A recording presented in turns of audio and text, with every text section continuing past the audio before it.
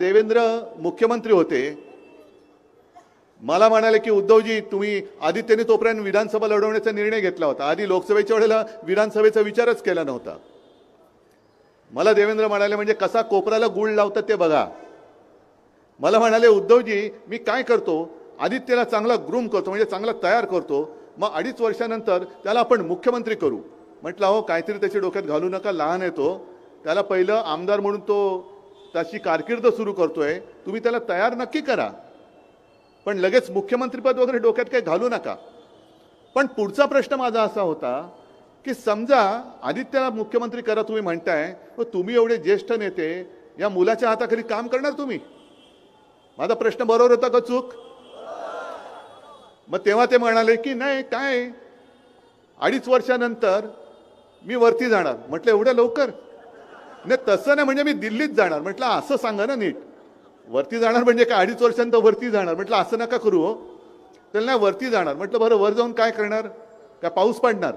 नाही नाही, आपल्याला जरा कसं आहे अर्थ खात्यातलं जरा बरं कळतं, म्हणजे यांना अर्थमंत्री व्हायचं होतं, हे सगळं ठीक आहे, या सगळ्या डिटेलमध्ये मी जात नाही।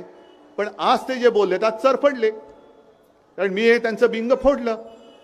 मग चरफडल्यानंतर ते भरकटले, मला भ्रमिष्ठ म्हणाले। ठीक आहे, मी भ्रमिष्ठ आहे की नाही लोक ठरवतील, पण तुमची हालत जी आज झालेली आहे देवेंद्रजी फार वाईट आहे। आज चरफडून ते काय बोललेत, हे उद्धव ठाकरे भ्रमिष्ठ झालेत। आधी म्हणाले अमित शहाना कुठल्या तरी खोलीत घेऊन गेले, नंतर म्हणाले देवेंद्रनी शब्द दिला।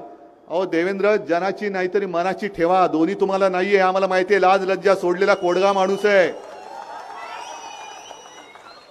कारण ज्याला तुम्ही कुठली तरी खोली म्हणताय ती खोली तुमच्यासाठी कुठल्या तरी खोल्या बऱ्याच असतील, त्या खोल्यांमध्ये तुम्ही काय करता आम्ही नाही बघू इच्छित, पण ज्याला कुठली तरी म्हणताय ती कुठली तरी नाही, मातोश्रीमध्ये ज्याला आम्ही मंदिर मानतो ती बाळासाहेबांची खोली आहे।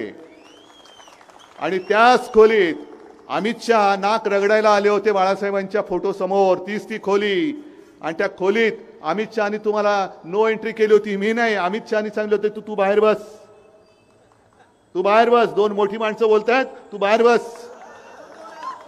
मग तुम्हाला माहिती पण नाही।